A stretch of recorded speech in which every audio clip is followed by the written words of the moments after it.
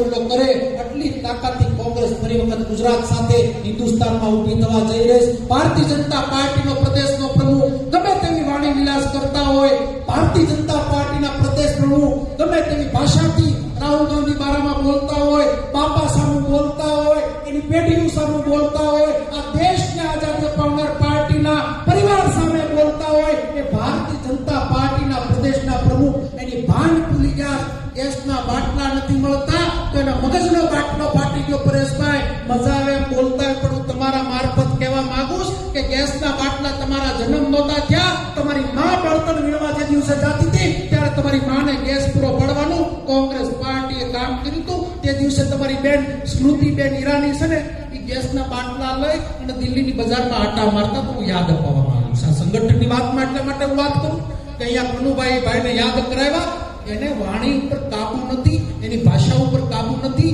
એટલે ભૂતકાળનો ઇતિહાસ બની ગયો અને એટલે જે ભૂતકાળમાં કાંડ બની ગયો, ભવિષ્યનો કાંડ ન બને એની તકેદારી ભારતીય જનતા પાર્ટીના નેતાઓને રાખવી પડશે.